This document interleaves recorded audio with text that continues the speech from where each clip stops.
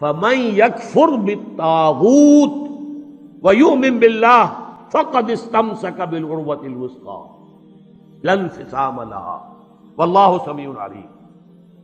تو جو شخص بھی طاغوت کا کفر کرے گا، انکار کرے گا، طاغوت کے خلاف بغاوت کرے گا اور ایمان لائے گا اللہ پر، یہ اہم ترین مقام ہے اس اعتبار سے کہ جیسے میں نے اس سے پہلے بھی دیکھا لا الہ الا ہو، لا الہ پہلے ہے، الا ہو بعد میں آتا ہے، نفی اس بات۔ اسی لیے بعض جو ہمارے سلسلے تصوف کے ہیں اس میں جو ذکر ہوتا ہے لا الہ الا اللہ، اسے نفی اس بات کا ذکر کہتے ہیں، لا الہ الا اللہ، الا پر وہ ضرب لگاتے ہیں قلب کے اوپر، جس سے ایک خاص قسم کی کیفیت پیدا ہوتی ہے، ایک نفسیاتی کیفیت حاصل ہوتی ہے۔ تو پہلے نفی ہے پھر اس بات، وہی ہے پہلے طاغوت کا انکار کرو پھر اللہ پر ایمان لاؤ، تب ایمان معتبر ہے۔ طاغوت کسے کہتے ہیں؟ طغا سے بنا ہے، طغا طغیانی، دریا اپنے حدود کے اندر بہ رہا ہے لیکن اب یہ کہ اس کی پانی ادھر چھلک گیا ہے، اپنے حدود سے کناروں سے نکل گیا، اسے کیا کہتے ہیں؟ طغیانی، طغیانی آئی ہوئی ہے، طغیانی۔ تو انسان کا اور جنوں کا مقام کیا ہے؟ وما خلقت الجن والانس الا لیعبدون، میں نے نہیں پیدا کیا جنوں اور انسانوں کو مگر اس لیے کہ میری بندگی کریں۔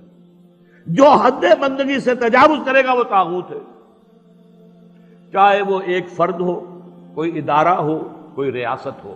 میں نے یہ تین چیزیں گن دی ہیں۔ انفرادی حیثیت سے میں اپنے حد بندگی سے تجاوز کرتا ہوں، اگر زندگی آمد برائے بندگی، زندگی بے بندگی شرمندگی، اگر میں حد بندگی سے تجاوز کر گیا تو میں طاغوت ہوں۔ کوئی ادارہ آپ نے بنایا ایسا جس میں لمیٹیشن نہیں ہے اللہ کے احکام کی، بلکہ اس کے اندر آپ نے اپنی اتھارٹی جو ہے وہ بڑی مطلق رکھی ہوئی ہے، طاغوت ہے۔ ریاست آپ نے قائم کی، حاکمیت عوام کے لیے یا حاکمیت کسی ایک خاندان کے لیے، وہی طاغوت ہے۔ اس کی نفی، اس کا انکار، اس کے خلاف بغاوت کر کے ایمان لاؤ گے تو ایمان معتبر ہے۔ اور اگر طاغوت سے دوستی بھی چل رہی ہے، طاغوت کی چاکری بھی ہو رہی ہے، انگریز کی ملازمت بھی کر رہے ہیں، انگریز کی فوج میں شامل ہو کر خانہ کعبہ پر جا کر گولیاں بھی چلا رہے ہیں، انگریز کی فوج میں شریک ہو کر اور جنرل ایلن بی کو یروشلم کا قبضہ لے کر دے رہے ہیں، لیکن ساتھ ہی تہجد بھی پڑھ رہے ہیں۔ ایسے تھے فوجی مسلمان بلوچ ریجمنٹ کے اور پنجاب کے، بڑے لمبے لمبے بال، زلفیں رکھی ہوئی ہیں، نمازی ہیں، اور یہ کہ تہجد ہے کہاں؟ انگریز کی فوج میں۔ یہ تو طاغوت کی چاکری کر رہے ہو بھائی، طاغوت کے ساتھ تعاون۔ حال یہ ہے کہ حضور فرماتے ہیں من مشى مع فاسق ليقويه فقد اعان على هدم الاسلام، جو شخص کسی فاسق و فاجر انسان کے ساتھ چلے اسے تقویت پہنچانے کے لیے، اس نے اسلام کی عمارت کو جڑوں سے کھودنے میں مدد کی، منہدم کرنے میں مدد کی۔ من مشا صرف چلنا، آپ کسی کے ساتھ چلتے ہیں تاکہ تقویت اسے ہو جائے، لوگوں کو معلوم یہ بھی ان کے ساتھ ہے۔ من مشا مع فاسقن، فاسق کافر بھی نہیں، فاسق، لیقویہ، تاکہ اسے تقویت پہنچائیں۔ فقد اعان علی ہدم الاسلام، اسلام کی عمارت کو جڑوں سے کھود کر گرانے میں مدد کی۔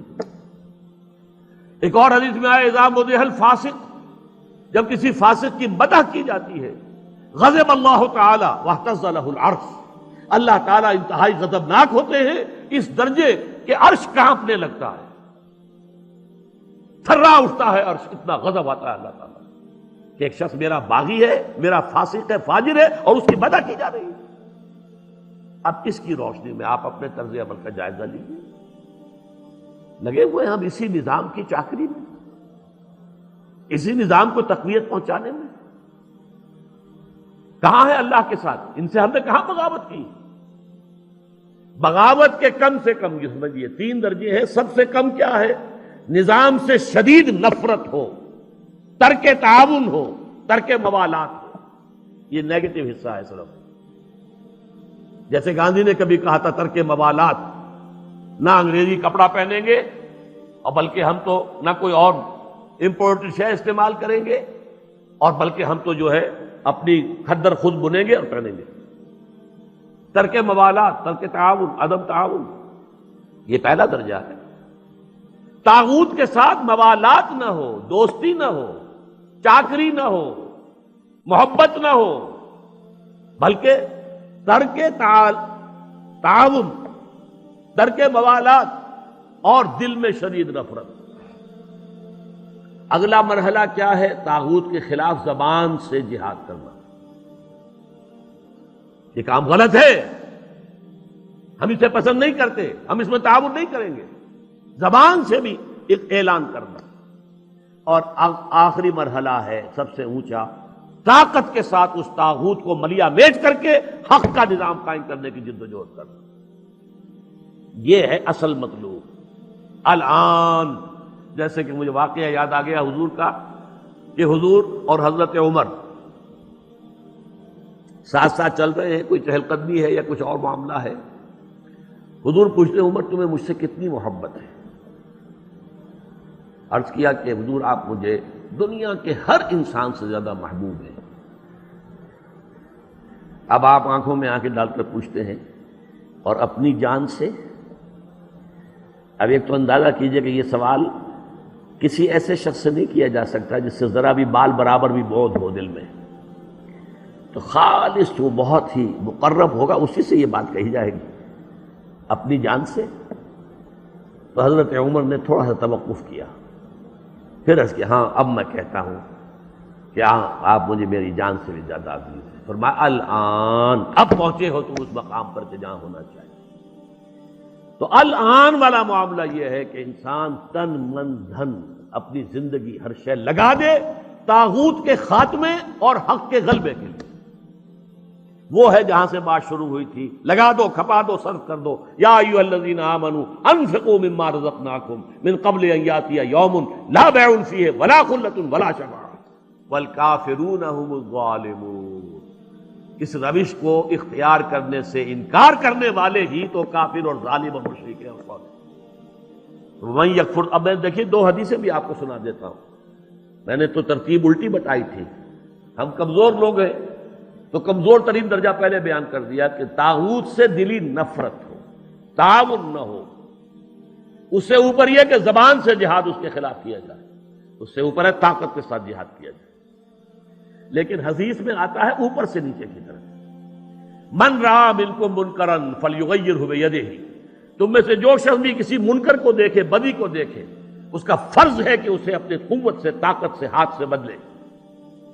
فإن لم یستطع، اگر اس کی طاقت نہیں ہے، استطاعت نہیں ہے یا ہمت نہیں ہے، یہ دونوں چیزیں ایک دوسرے کے ساتھ ہی ہوتی ہیں، فبلسانہ، تو کم سے کم زبان سے تو اس کے خلاف بات کرے، گونگا شیطان تو نہ بن کے بیٹھ جائے۔ فإن لم یستطع، اگر اس کی بھی طاقت نہیں ہے، ہمت نہیں ہے، فبقلبہ، تو دل سے شدید نفرت رکھے، وذالک اضعف الایمان، یہ ایمان کا کمزور ترین درجہ ہے۔ دل میں نفرت بھی نہیں ہے تو ایمان ہے ہی نہیں، ایمان کی نفی ہے مطلق۔ دوسری حدیث سن لیجئے، یہ تو ہے مسلم شریف کی روایت حضرت ابو سعید خدری سے رضی اللہ تعالی عنہ۔ مسلم شریف ہی کی دوسری روایت ہے عبداللہ ابن مسعود سے رضی اللہ تعالی عنہ۔ حضور فرماتے ہیں ما من نبی بعثہ اللہ فی امتہ قبلی الا کان لہ حواریون و اصحاب۔ اللہ تعالیٰ نے کسی بھی قوم میں، امت میں مجھ سے پہلے جب بھی کسی رسول یا نبی کو مبعوث کیا تو اس کے کچھ نہ کچھ صحابہ، کچھ نہ کچھ حواری ہوتے تھے۔ حواری حضرت عیسیٰ کے صحابہ کو کہتے ہیں، صحابہ جو ہیں حضور کے ساتھی ہیں۔ تو ہر نبی کے کسی کے کم کسی کے زیادہ کچھ نہ کچھ تو ہوتے ہی تھے۔ وہ کیا کرتے تھے حواری اور صحابہ؟ یقتدون بامرہ ویاخذون بسنتہ، اپنے اس نبی کی سنت کو مضبوطی سے پکڑ لیتے تھے اور ان کے حکم پر عمل کرتے تھے۔ ثم انہا تخلف من بعدہم خلوف، پھر ہمیشہ ایسا ہوتا رہا کہ کچھ عرصے کے بعد ایسے ناخلف لوگ آ جاتے تھے امت کے اندر، یقولون ما لا یفعلون ویفعلون ما لا یؤمرون، کہ جو کہتے تھے وہ کرتے نہیں اور کرتے وہ ہیں جس کا حکم نہیں ہوا۔ نئی سے نئی رسمیں، نئی سے نئی بدعات جن کا کوئی ثبوت نہیں، کوئی حکم نہیں، کوئی ثبوت ہی نہیں کہ دور صحابہ میں بھی کوئی ایسا کام ہوتا تو وہ تو ایجاد ہو رہی ہیں اور ان کے اوپر پیسے بھی لگ رہے ہیں، تقریبات بھی ہو رہی ہیں، سب کچھ ہو رہا ہے۔